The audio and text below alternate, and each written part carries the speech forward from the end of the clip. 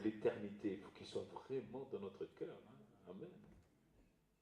Je ne peux pas partager l'éternité avec lui si je ne le connais pas. Amen.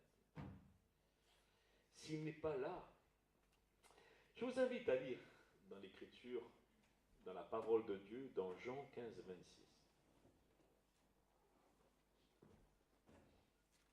Amen. Tu bénis ta parole, Seigneur. Ta parole est une lampe à mes pieds. Elle éclaire mon chemin, elle me donne la direction. Elle me conduit dans de verts pâturages.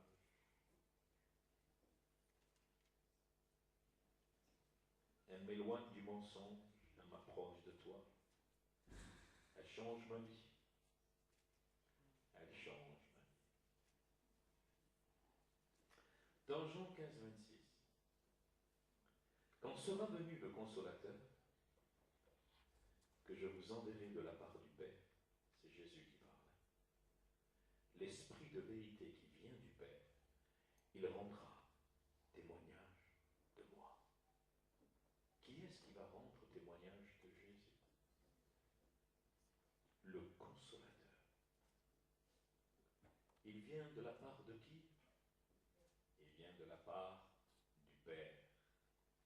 Dans Jean 16, 7, il est écrit, j'aime ces trois mots, il est écrit. Alléluia. Il est écrit.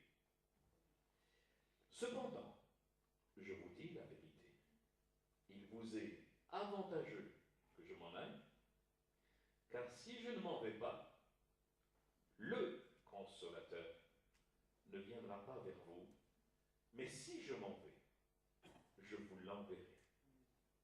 Alléluia. Amen. Quelle promesse, frères et sœurs et amis. Quelle promesse. Ce monde, même s'il ne croit pas en Dieu, il est persuadé qu'il y a une force surnaturelle quelque part, il y a une puissance quelque part. Il ne veut pas dire que c'est Dieu, mais pour lui, c'est comme si c'était Dieu, mais il ne veut pas dire que c'est Dieu. Il ne nie pas cela. Même que quand il lui arrive une catastrophe, il dit « Oh, s'il y avait un bon Dieu !» Donc, l'homme est imprégné de Dieu quelque part. Il ne peut pas nier. Pour Jésus, tous partent de Jésus. En bien ou en mal, personne ne peut nier l'existence de Jésus. Jésus, c'est un fait historique. C'est un fait historique. Lorsque vous ouvrez vos cahiers d'histoire, vos livres d'histoire, chaque événement qui s'est passé dans l'histoire de l'homme et de l'humanité, vous avez avant ou après Jésus-Christ. C'est un fait historique, c'est indéniable. C'est une évidence. Mais moi-même, autrefois, j'étais un ignorant, non pas de Dieu, non pas de Jésus, mais du Saint-Esprit. Et le monde, frères et sœurs et amis, ignore ce qu'est vraiment le Saint-Esprit. Il ignore vraiment ce qu'est le Consolateur. Ils sont en train de supplier Dieu, c'est normal, de supplier Jésus, c'est normal, ou Mahomet ou quelqu'un d'autre, je ne sais pas. C'est suivant sa croyance. Mais la Bible me dit qu'il y a un consolateur. Alors nous ne pouvons pas parler de Dieu, de Jésus, sans parler du Saint-Esprit. La Trinité ne figure pas dans l'Écriture. Mais pourtant elle est représentée. Nous n'allons pas l'appeler Trinité, mais triunité de Dieu. C'est Dieu, c'est trois en un. Et tout dans l'Écriture démontre que le Père, le Fils et le Saint-Esprit agissent ensemble. Lorsque vous avez la création, il est dit le commencement, quoi? Dieu créa. Par quoi? Sa parole. Jean va que la parole, c'est Christ, c'est Jésus. Alors au commencement, Dieu créa par sa parole, par Jésus, tout ce qui a été créé d'ailleurs pour lui et par lui. Il nous a dit que l'Esprit, il disait dans les 3 premiers versets, l'Esprit se mouvait au-dessus des eaux, il était là. Au jour de la création. Et tout au long de ces écrits, de la parole de Dieu, nous constatons qu'il existe un lien, mais très étroit. Une collaboration entre Dieu le Père, Dieu le Fils et Dieu le Saint-Esprit. Un accord parfait, je dirais un accord divin. Entre les trois, il y a non pas seulement une collaboration, mais une harmonie. Il n'y a pas de contraire dans leur pensée. Il n'y a pas de pensée contraire. Je me ferai mieux comprendre de cette manière. Ils sont unis. Ils ne font rien l'un sans l'autre.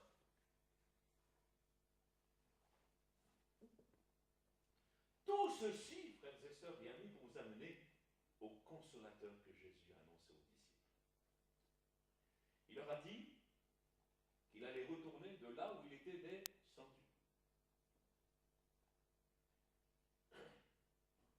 Lui, le consolateur par excellence, parce que le premier des consolateurs, ça a été qui?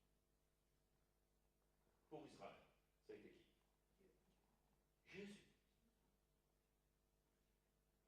400 ans de silence.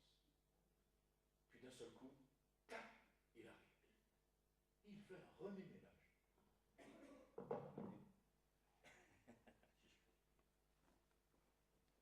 Il fait un remue-ménage. Il arrive et il renverse, il bouscule tout. Je crois que c'est le Saint-Esprit, c'est la chaleur du Saint-Esprit qui fait. Je ne vous dis pas ce que j'ai vécu cet après-midi parce que je ne vais pas perdre mon temps à vous expliquer ça, mais moi je l'ai vécu.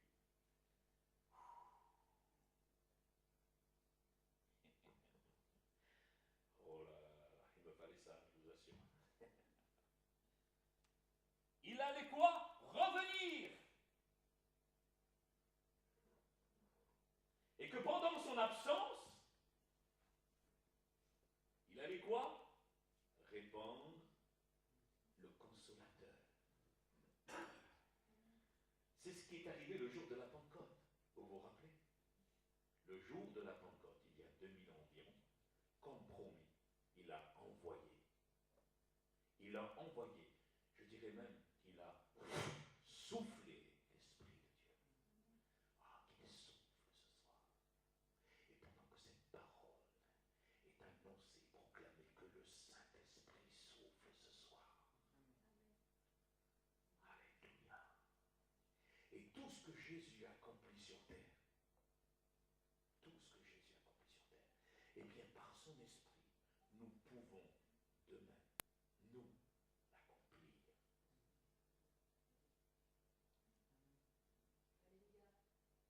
Jean 14, 12. Je crois en la parole de Dieu. Je crois aux paroles de Jésus. C'est lui la parole de Dieu faite chair. Oui ou non? Alors ce qu'il a dit, c'est vrai. Il ne nous induira pas en erreur. En vérité, je vous le dis, celui qui croit en moi fera aussi les œuvres que je fais. Et il en fera de plus grandes. Pourquoi? Parce que je m'en vais au Père. C'est pour cela que nous avons le Consolateur. C'est pour cela que le Saint-Esprit a été répandu. Pourquoi? Parce qu'il est parti vers le Père. Et tout ce que vous demanderez en mon nom, je le ferai afin que le Père soit glorifié dans le Fils. Si vous demandez quelque chose en mon nom, je le ferai. Alléluia! Sors de cette léthargie, sors de l'incrédulité et rentre par la foi dans les promesses de Dieu. Elles sont pour moi. Elles sont oui, amen. Tu as battu pourquoi? Relève la tête. S'il est dans ton cœur, relève la tête. Il est ressuscité. Nous l'avons chanté. Il est vivant. Il est ici, maintenant.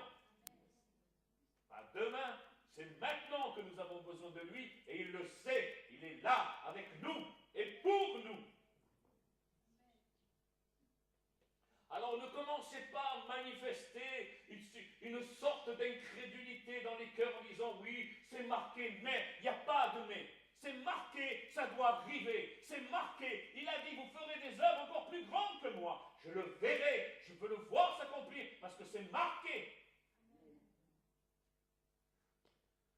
Je reviens à Jean 16,7. Cependant, je vous dis la vérité, il vous est avantageux que je m'en aille. C'est avantageux pour nous qu'il parte. On aurait dû le garder, non? C'est ce que la plupart, surtout en Israël, ils pensaient le garder. Ils pensaient le garder. Il a dit, vous est avantageux que je m'en aille. Laissez-moi partir. Ça y est, j'ai accompli tout ce qu'il fallait accomplir. Maintenant, laissez-moi partir. Il vous est avantageux que je m'en aille. Car si je ne m'en vais pas, le consolateur ne viendra pas avec vous. Mais si je m'en vais, je vous l'enverrai. Consolateur. Vous savez ce que ça veut dire, ce qui signifie en grec consolateur? Parakletos, le paraclet. Alors c'est la fonction de celui qui plaide la cause d'un autre. L'avocat, le défenseur, dans un sens plus large, l'aide, l'assistant, l'adjoint. Vous vous rendez compte? Ami, il a dit, je vous enverrai quoi? Je vais envoyer pour toi un avocat et un défenseur. Parce qu'il sait que le jour où tu donnes ton cœur à Jésus, l'ennemi va t'accuser sans cesse. Tu ne peux pas être sauvé à cause de ce que tu as fait. À cause de ce que tu as fait. Tu ne peux pas être sauvé. Et le Saint-Esprit qui est là, qui nous l'a envoyé, il vient, il prend la défense, il prend ta défense. Il ne vient plus en accusateur, il vient pour prendre ta défense, il est ton aide. Il est celui qui plaide pour toi. On plaide en ta faveur. Quoi que tu aies fait dans ta vie, quoi que tu aies fait, si tu viens à Jésus, le Saint-Esprit vient, il est ton aide, ton assistant, il vient pour plaider en ta faveur, il vient te consoler. Amen. Le Saint-Esprit, l'Esprit de Dieu, le Saint-Esprit.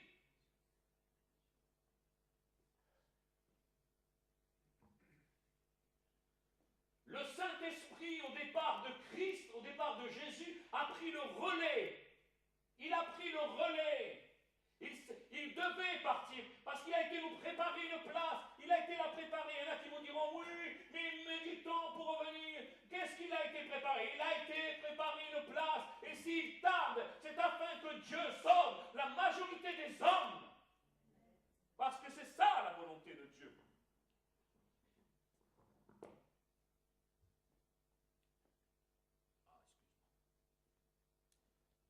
Vous comprenez?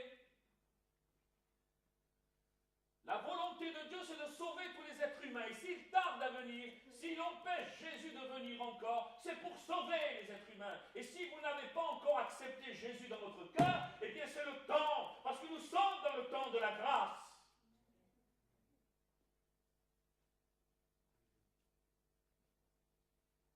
Dans Jean 14, 16, Jésus était le premier consolateur. Oui ou non? Il est venu. Ça a été la consolation de Dieu. Pour Israël, ça a été la consolation. Ça a été une grande consolation. Imaginez pour nous aujourd'hui, c'est une grande consolation. C'est une consolation pour toi, pour moi, c'est une grande consolation pour le monde, surtout quand on fait la découverte de Jésus-Christ. Dans Jean 14, 16, il dit, en moi, et moi, je prierai le Père, et il vous donnera un autre consolateur, afin qu'il demeure, écoute bien, éternellement avec vous.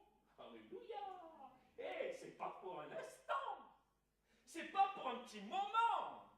Écoute bien la promesse. Éternellement avec vous. Je vous enverrai un autre consolateur. Moi, le consolateur par excellence, je vous enverrai un autre consolateur. Le Saint-Esprit survenant sur vous. Et survenant sur vous, et vous serez mes témoins jusqu'aux extrémités de la terre.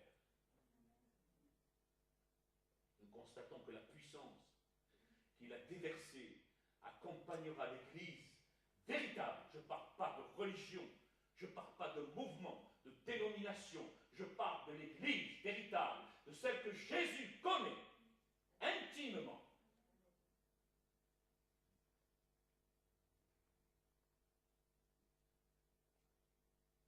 Cette puissance ne quittera pas un seul instant un croyant qui marche dans la vérité de la parole, dans ses commandements, qui aime Jésus, qui est rempli de zèle pour lui, qui le sert de tout son cœur, qui a que la révélation est si grande en lui qu'il irait même jusqu'à la mort. Comme Pierre, Jacques, Étienne, Paul. Et vous avez des hommes encore qui meurent aujourd'hui à cause de leur foi dans des pays où la foi est bafouée, où la foi est ridiculisée, où la foi est contestée, où la foi est traitée comme moins que rien. Et vous êtes un moins que rien, donc vous ne méritez pas la vie, vous êtes un infidèle pour eux. Jésus a dit, moi je t'envoie le consolateur. Et toi, la puissance qui va venir sur toi, eh bien tu vas devenir mon témoin. Et pas un témoin. Qu'est-ce que c'est un témoin? Qu'est-ce que c'est un témoin? Un témoin, c'est celui qui va proclamer. Proclamer qui? Il a dit, je te donne ma puissance pour proclamer quoi? Mon évangile. Ma parole. Je ne peux pas faire autre chose que ça. La foi vient de ce que l'on entend. Ce que l'on entend vient de la parole de Dieu. Vous comprenez? C'est le premier commandement qu'il va donner. Moi, juste avant de partir, il dira, allez proclamer la parole. Celui qui croira et qui sera baptisé sera sauvé. Si tu as reçu de proclamer la parole, tu ne peux pas te taire. Je ne peux pas me taire. Tu entends? Je ne peux pas me taire. C'est un feu en moi. Je ne peux pas me taire. Je n'ai pas le droit de me taire.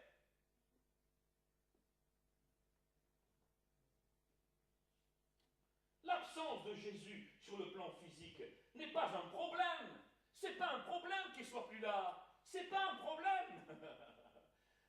L'important, c'est qu'il a payé le prix. C'est pas un problème. Dites-le au monde, il a payé le prix. Maintenant, s'il n'est pas là, si tu ne le vois pas, tu n'as pas besoin de Jésus physiquement, encore, dans un corps de chair et d'eau. Tu n'as pas besoin de cela. Ce n'est pas un problème qu'il soit absent. Vous pouvez me faire confiance dans ce que je dis là. Ce n'est pas un problème. Quand il parle de son Église, il parle de son propre corps. Alors, écoute, quand il dit à Philippe lui dit, oui, c'est Philippe, montre-nous le Père.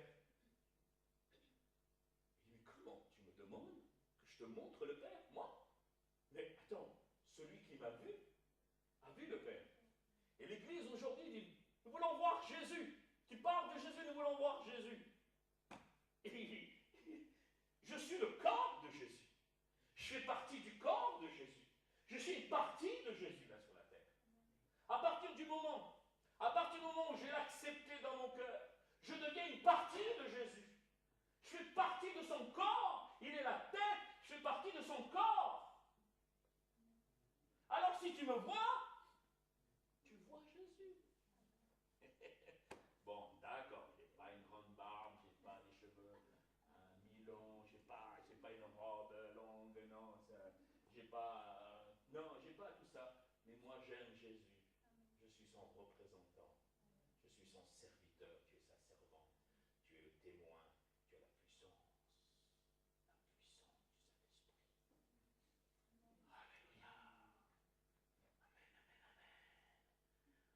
Nous constatons que la puissance qu'il a déversée, écoute bien, accompagnera l'Église jusqu'à la fin. Vous savez, dans Apocalypse 22, 17, et l'Esprit et l'épouse disent, viens.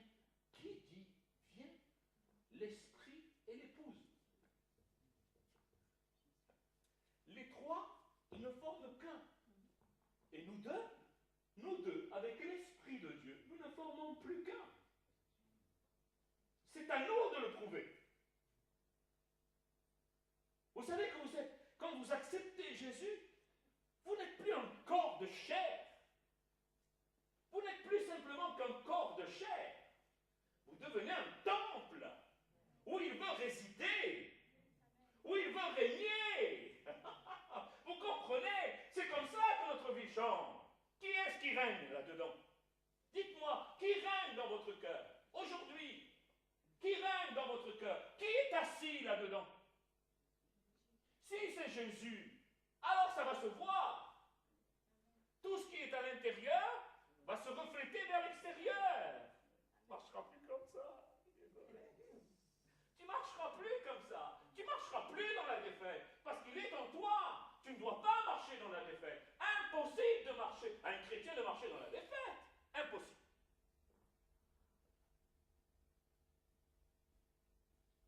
Je suis le temple du Saint-Esprit. Je dois veiller à ne pas souiller ce temple. Oh Dieu, donne-nous la force.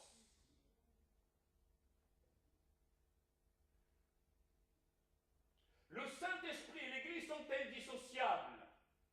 Ils sont inséparables. Ils sont unis. L'Esprit Saint, le Consolateur, a été donné à l'Église. Il n'a pas été donné au monde. Il a été donné à l'Église. Le monde, il est livré à lui-même. Mais nous avons un Consolateur. Aujourd'hui, si Christ n'est pas dans ton cœur, tu es livré à toi-même. Satan a des droits sur ta vie. Si tu n'as pas confessé que Jésus-Christ est ton Seigneur, Satan a des droits sur ta vie. Il va t'emmener à l'enfer. Mais pour le croyant, pour celui qui a reçu la révélation de Jésus dans son cœur, il a reçu le Saint-Esprit, l'aide, l'avocat, le défenseur, le consolateur. Vous comprenez mieux le Saint-Esprit? Le Saint-Esprit. Le monde. Qu'est-ce que c'est le Saint-Esprit? Oh, c'est venu par le Saint-Esprit. Il y a un mystère concernant le Saint-Esprit. Ce mystère, il est dans Matthieu 12, 31. C'est pourquoi je vous dis, tout péché et tout blasphème sera pardonné aux hommes. Mais le blasphème contre le Saint-Esprit, l'Esprit de Dieu, ne sera pas pardonné. Le Saint-Esprit.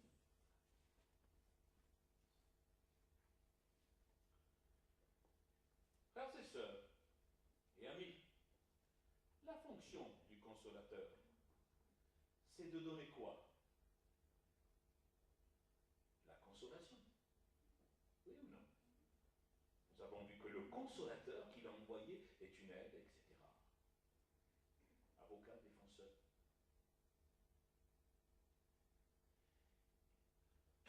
Et là, dans 2 Thessaloniciens, chapitre 2, verset 11, voilà ce que Paul dit.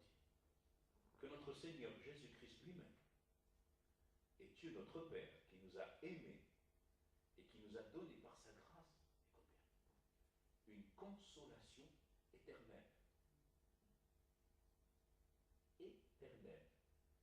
Et une bonne espérance. Pas une mauvaise espérance. Est-ce qu'il existe une mauvaise espérance? Une bonne espérance. Une consolation éternelle.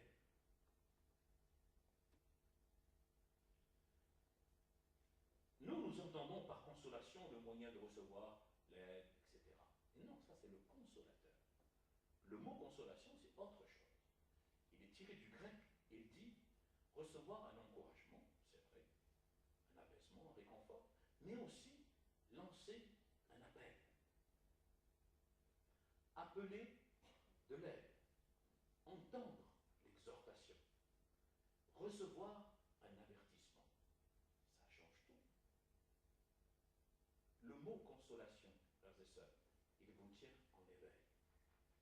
Le consolateur répand sur et dans nos cœurs des avertissements, des exhortations, pas simplement que de l'aide. Car le but de l'Esprit de Dieu, frères et sœurs, est d'arracher le pécheur de l'enfer. De quelle manière? Il ne faut pas donner aux pécheurs de fausses consolations.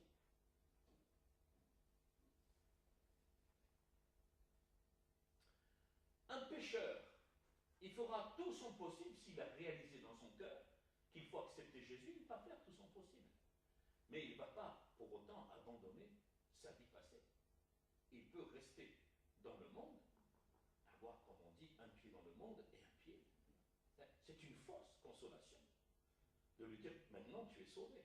C'est une fausse consolation. Je réfléchis. Il va falloir qu'il s'attache se greffe à Jésus-Christ.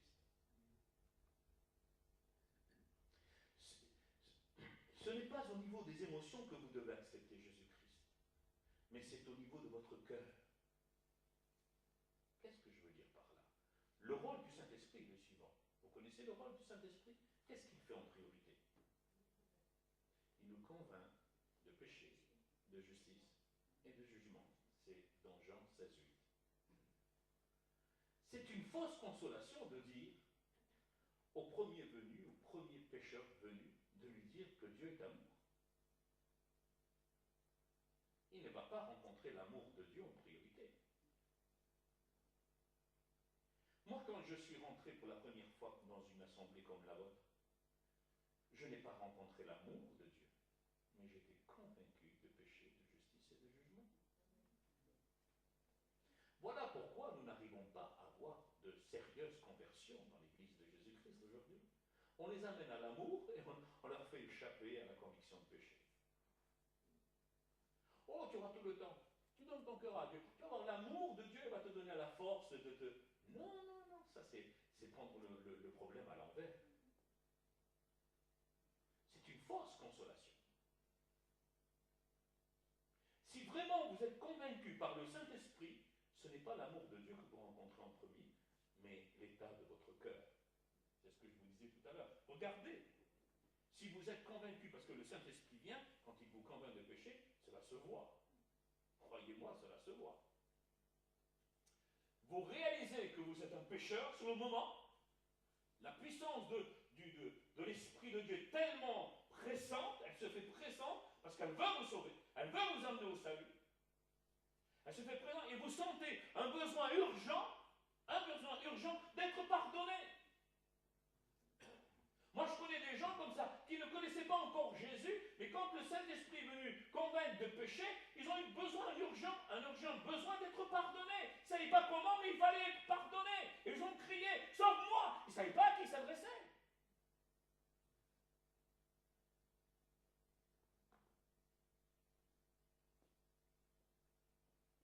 À ce moment-là, à ce moment précis de la conviction de péché, vous vous trouvez devant la justice de Dieu, pas devant l'amour, et devant son jugement. Et quand il sera venu, il convaincra le monde en ce qui concerne le péché, la justice et le jugement. D'autres encore disent que, oh, vous savez, la conversion, c'est une œuvre progressive. Ça, c'est une fausse consolation. Ça empêche les gens de tout donner sur le moment. Car vous devez tout donner sur le moment. Écoutez bien ce que je vous dis. Sinon, c'est une perte de temps. Vous allez ramer, et ramer, et ramer, et rame, que je te rame. Quand il lui dit au jeune homme riche, viens, suis-moi. Donne tout ce que tu as. Tout est bien au pauvre, et suis-moi. Il a dit, c'est pas dans 2 ans, c'est pas dans 3 ans, c'est maintenant.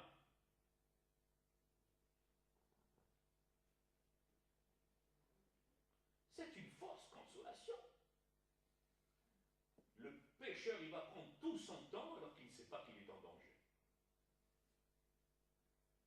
Personnellement, j'ai vu des œuvres de conversion extraordinaires.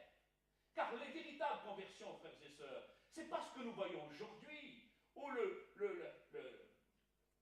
les gens viennent, et ils sont touchés, mais c'est dans les sentiments. Ils sont touchés dans les sentiments, c'est pas dans leur cœur. Il n'y a pas de véritable conversion. On les cherche à la loupe. Quand on vient à Jésus, on abandonne tout sur le moment, tout. Les véritables conversions, vous avez celui qui est attaché à la cigarette, qui fume 3 paquets par jour, comme mon beau-père fumait 3 paquets par jour. Le jour où le Seigneur, il a dit au Seigneur, je ne fume plus pour toi, il n'a plus fumé. Sur le moment, il n'a plus fumé. Plus fumé. Il n'a plus fumé. C'était un fumeur invétéré. Vous avez ceux qui boivent et boivent et boivent jusqu'à s'enivrer, jusqu'à tomber par terre pour être ridiculisés devant tout le monde. Mais le jour où Jésus vient, il rentre dans leur cœur, ils arrêtent instantanément. C'est pas progressif, c'est maintenant. Aujourd'hui, si tu entends ma voix, n'endurcis pas ton cœur. C'est maintenant le problème. Il faut le résoudre maintenant. Parce que quand je suis convaincu de péché, alors j'ai la force pour le faire. Vous avez trop de gens aujourd'hui qui viennent dans nos réunions, excusez-moi, hein, je ne vise personne, et ils sont là, ils se réjouissent de tout, mais il n'y a pas cette conviction profonde de péché. Moi, si vous voulez vraiment de Jésus, appelez le Saint-Esprit et dites-lui de vous convaincre de péché. Appelez le Saint-Esprit, c'est une urgence. Sinon, vous allez devenir un religieux comme tous les religieux, comme tous les pharisiens et comme tous les religieux qu'il y a dans certaines dénominations, n'est-ce pas, qui professent qu'ils sont du christianisme, en réalité ils ne sont rien du tout, ils n'appartiennent même pas à Jésus, Jésus ne les reconnaît même pas, ils ne font pas partie de son corps, et pourtant ils disent nous sommes chrétiens. C'est dur ce que je dis, hein. Et pourtant c'est la vérité. Qu'on vienne me prouver le contraire. Qu'on vienne me prouver le contraire. Moi, je vais leur dire, voilà la vérité où elle est. Donc, je ne fais pas une guerre contre ceux qui prônent qu'ils sont chrétiens. Je ne fais pas une guerre. Je ne suis pas là pour faire la guerre. Moi, je suis là pour vous dire que si vous n'avez pas encore accepté Jésus dans votre cœur, vous êtes en danger. Vous allez directement en enfer. Appelez le Saint-Esprit. Dites-lui, convainc-moi de péché. Convainc-moi de justice. Convainc-moi de jugement. Quand le Saint-Esprit vient et il convainc de péché, eh bien dans les moments de réveil où la puissance de Dieu est descendue, où le Saint-Esprit est descendu, les gens s'accrochaient aux piliers et voyaient l'enfer sous leurs pieds. Ils s'accrochaient aux piliers, ils s'aimaient. Non, je ne veux pas y aller, je ne veux pas y aller. Dieu leur montrait l'enfer, les flammes de l'enfer et ceux qui étaient en enfer. Ça, c'est des convictions. Voulez-vous être sauvés? Vraiment?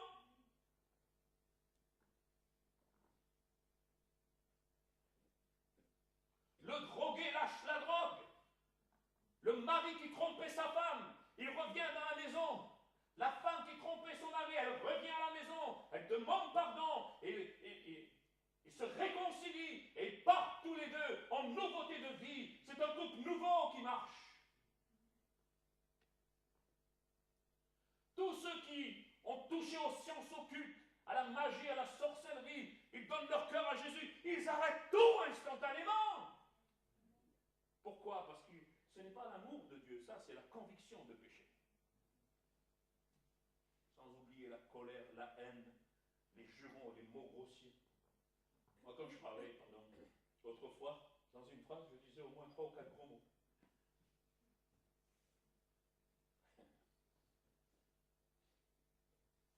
Je peux vous dire que quand il y en a un qui m'échappe, parce que je ne suis pas, vous savez, un super spirituel, il m'arrive parfois que ça m'échappe. Oh, il y a des enfants pour me dire, papa, non, pas ça. Excuse-moi. Il n'y a pas que mes enfants. Le Saint-Esprit qui est là, il me dit, tu t'écartes. Qu'est-ce que tu fais là? Autrefois, je me plaisais dans les paroles grossières, dans les jurons et tout le reste. Et maintenant, non. Dès qu'il m'en sort un, il m'arrive parfois que ça sorte. Je suis là, je suis mal à l'aise. Mais vraiment mal à l'aise. Pourquoi? Parce que le Saint-Esprit me dit, tu t'es écarté,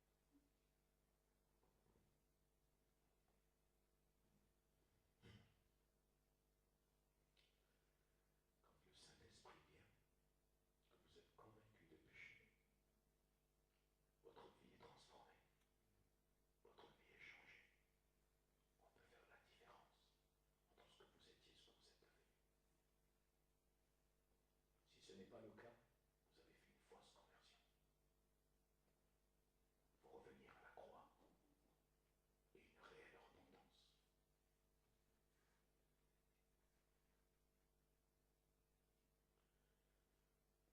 Ils ont été changés, transformés, non pas parce qu'ils ont rencontré l'amour de Dieu, mais parce qu'ils ont été convaincus en ce qui concerne le péché, la justice et le jugement. N'allez jamais, écoutez bien, consoler quelqu'un qui est sur le moment convaincu de péché, qui est dans les larmes. N'allez jamais lui dire, oh, allez va, prends courage, ça va s'arranger, le Seigneur il va t'aider. Mais non, il est en train de faire le contraire, le Seigneur. Il ne va pas l'aider, il va au contraire lui dire, tu es un chrétien pécheur. Je suis en train de te dire, et l'autre, le chrétien qui arrive très spirituel. Mais non, ça va s'arranger. Allez, allez, viens, efface. Le Seigneur, il va effacer tes larmes. Mais il efface rien du tout. C'est parce que Dieu veut effacer tes larmes. Si tu es convaincu de péché, que tu es dans les larmes, que tu es en train de pleurer ta misère, c'est qu'il le veut. Il veut te faire prendre conscience de l'état dans lequel tu te trouves. Tu comprends? Il ne veut pas effacer tes larmes. Et nous avons dans l'église de Jésus-Christ des extras spirituels qui apportent une fausse consolation.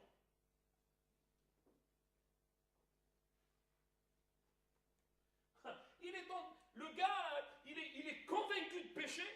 Lui, il se voit, il a un pied en enfer, il réalise qu'il a un pied en enfer, il a un pied dans le ciel, il est dans son choix, là, il est vraiment convaincu de quelque chose, et puis il entend, ça va s'arranger. Ouais.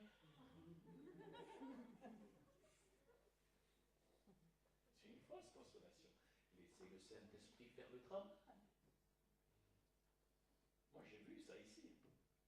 Quelqu'un qui était complètement saisi par le Saint-Esprit, convaincu de péché, a versé des larmes de crocodile. J'ai jamais vu un crocodile pleurer, mais c'est spontané. Mais je peux vous dire, et voilà que l'extra spirituel est là. Il m'a tout arrêté. J'étais furieux. Furax. Quand vous voyez que cela se passe ainsi, laissez le Saint-Esprit travailler. Ce n'est pas un manque d'amour. Laissez le Saint-Esprit travailler. Alléluia. Dès ce moment où vous faites ça, vous êtes en opposition avec Dieu. Vous n'êtes pas dans la volonté de Dieu. Alors n'essayons pas de jouer les extras spirituels. Laissons faire le Saint-Esprit. Nous devons prendre le parti de Dieu, pas celle du pécheur. Quand vous lisez les livres de Finney et de Tente de réveil, vous verrez qu'ils vous parleront de ça. Ils vous parleront de ça. Ça, ce sont des fausses consolations. Laissez le pécheur être convaincu de péché. Ça l'amènera à la véritable conversion. Nous devons lui montrer l'horreur dans laquelle il se tient.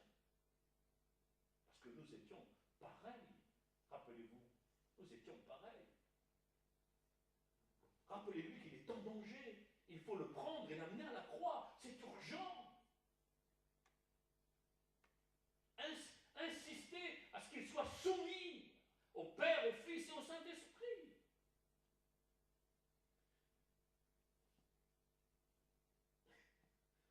Je ne sais pas, mais les chrétiens, la plupart, une grande majorité de chrétiens, ils tournent le sens des Écritures.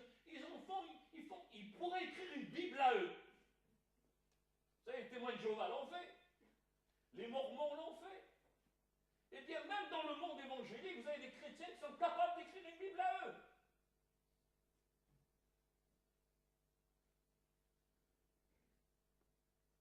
Est-ce que Jésus a dit, je vous donnerai du repos, venez à moi? Il a dit? C'est faux.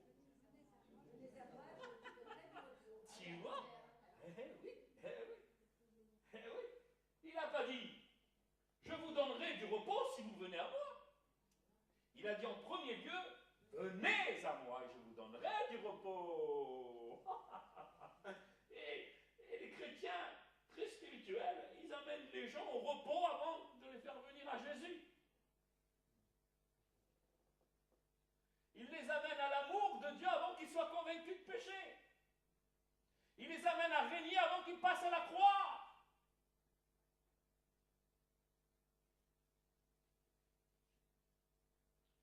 Vous entrez dans le repos de Jésus que si vous venez à Jésus.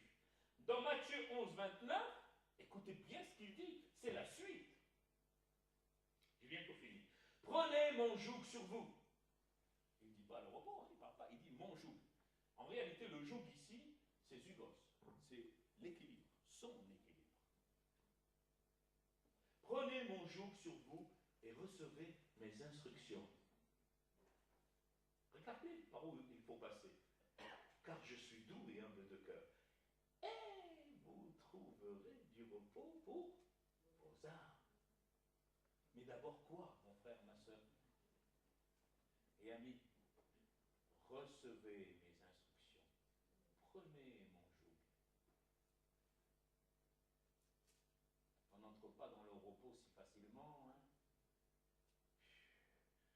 vivons une société de consommation.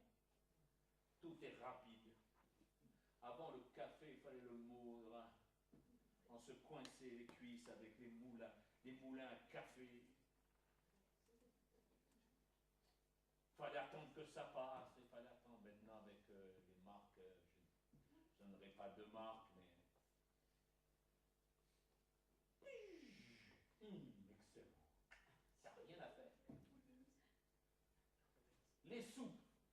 Avant, il fallait que la marmite elle chauffe. Il fallait que le légume soit coupé en morceaux. Si tu veux du velouté, il fallait passer à la passoire, à la légumière, je ne sais pas comment ça s'appelle ça. Il fallait attendre. Et puis après, tu mangeais la soupe, là, tu arrives.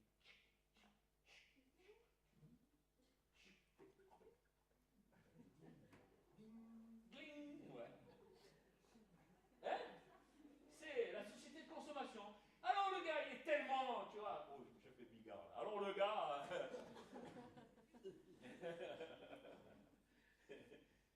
ils arrivent dans l'église. Et ils sont imprégnés de ça. Ils arrivent, je suis guéri. Ouais, hop, comment on peut l'avoir cette guérison-là? On va voir comment on peut l'avoir.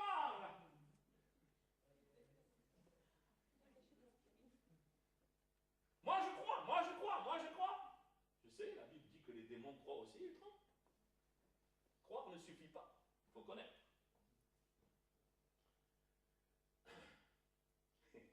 Ils arrivent, allez, commencez, donne-moi la solution, je veux la solution. Il ne veut pas savoir comment que ça va se passer, hein, mais il veut la solution. Il ne veut même pas savoir si c'est Christ qui a payé le prix. Non. Il ne veut même pas savoir si c'est par les meurtrissures de Jésus qu'il est guéri. Lui, ce qu'il veut savoir, c'est la guérison. Voilà. Alors donc, il veut échapper à tout, et il ne veut pas échapper à la guérison. Tu comprends? Il est venu, il est intéressé. Et la plupart des gens viennent comme ça, ils sont imprégnés de cette facilité. Attendez, Jésus n'a jamais dit que tu porteras la couronne avant de porter la croix. Hein? Jamais.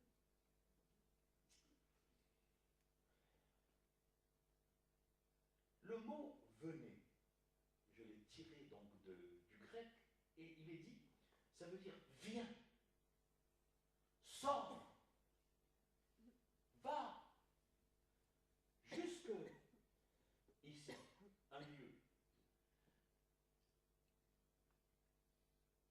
Dans l'urgence de l'appel, c'est-à-dire que dans le viens, il y a une urgence. En grec, il y a une urgence. C'est pas simplement viens. Allez, viens. Non, viens vite. Voilà ce que ça veut dire.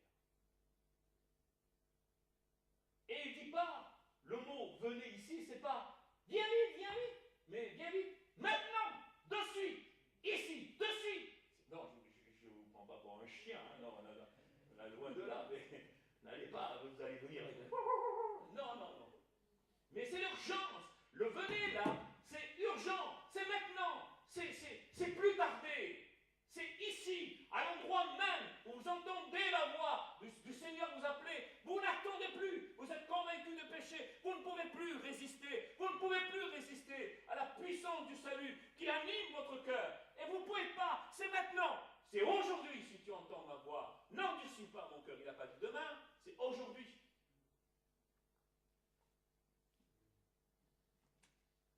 J'ai fini.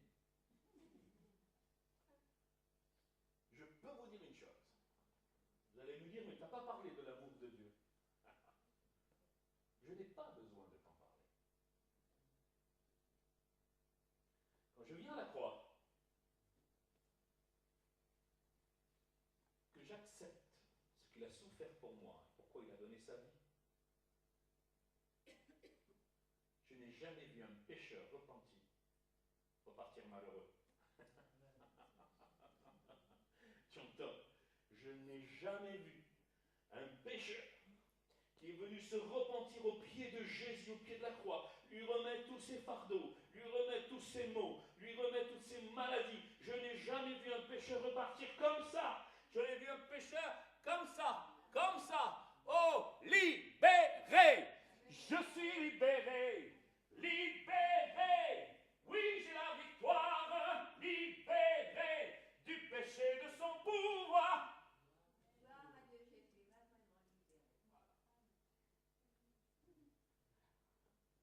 comprenez?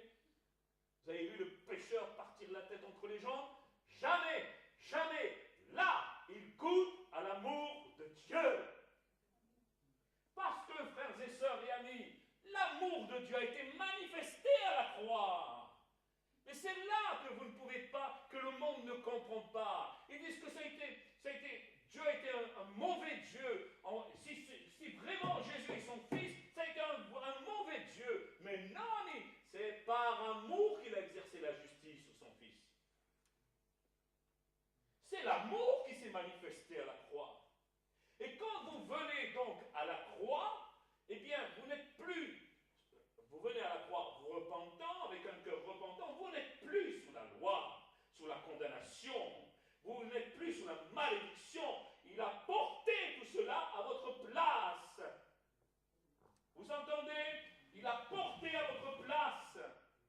Il a pris sur lui nos iniquités, il a pris sur lui nos fautes, il a pris sur lui nos maladies, il a tout pris sur lui. Il a dit personne ne m'ôte la vie, c'est moi qui la donne. Il n'y a personne, ce n'est pas les Juifs, ce n'est pas les Romains, c'est nous pécheurs qui avons fait que Christ monte sur la croix. Vous avez des tas de gens en France qui disent c'est à cause des Juifs, d'autres diront c'est à cause des Romains. C'est à cause de toi, dis bien c'est à cause de toi. Tu es un pécheur, il est monté à ta place. Et aujourd'hui, s'il n'est pas dans ton cœur, tu vas en enfer, directement en enfer.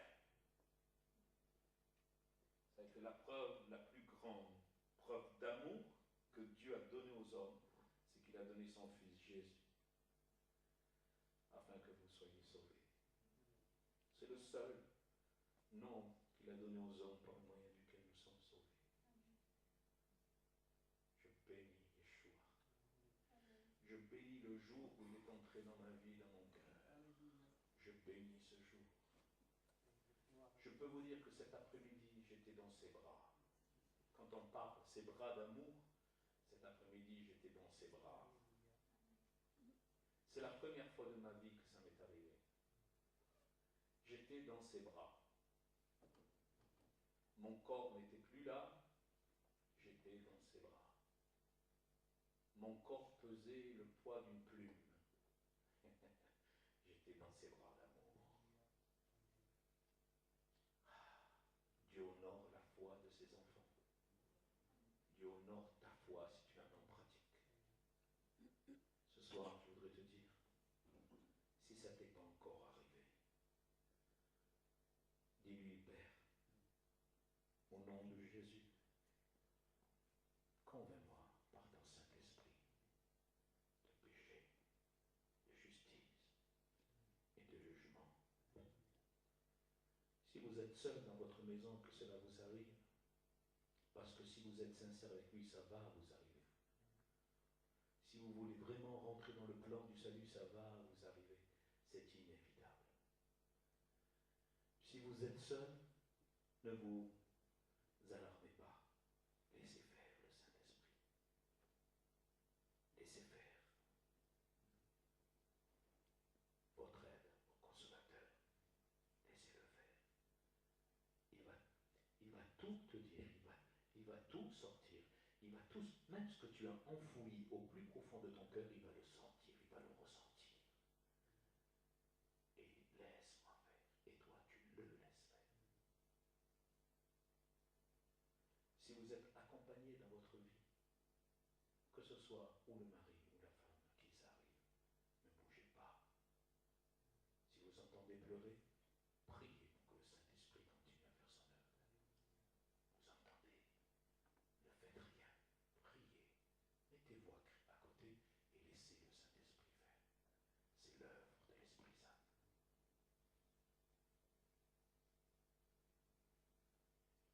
Et lorsque vous avez fait cette merveilleuse expérience de conviction de péché, alors rendez-vous de suite à la croix.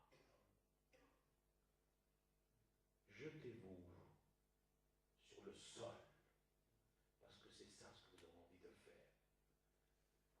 Déchirez non pas vos vêtements, mais votre cœur, et laissez-le entrer, ce roi de gloire. Car à partir de là, vous commencez à devenir une créature nouvelle.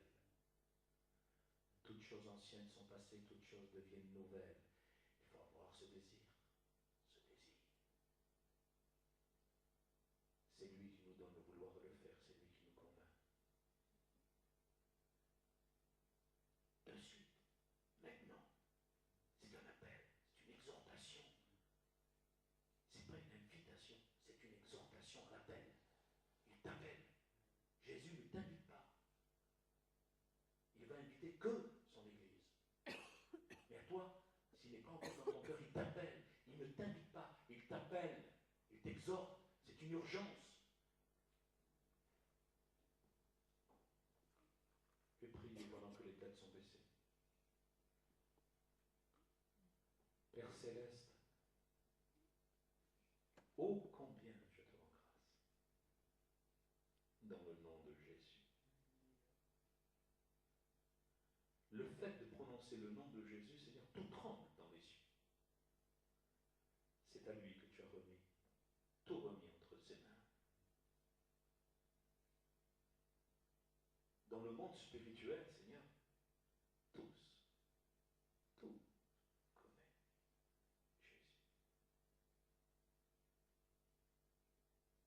Tous se prosternent devant lui. Tous. Les 24 vieillards autour du trône, les archanges qui sont autour du trône, les anges, parce que c'est lui le chef de l'armée. Tous se prosternent. Ce soir, prosterne-toi devant sa majesté. Il a tout accompli. Il a tout accompli. Pour toi, par amour. Il te donne ce soir l'occasion de passer de la mort à la vie, de la puissance de Satan à la puissance de Dieu. S'il vous plaît, ne résistez pas à son appel. Ce n'est pas une invitation qu'il vous adresse, je vous le rappelle, c'est un appel d'urgence. Si vous ne l'avez pas encore fait, faites-le maintenant. Je finis avec ce verset que je vous ai donné tout à l'heure. C'est aujourd'hui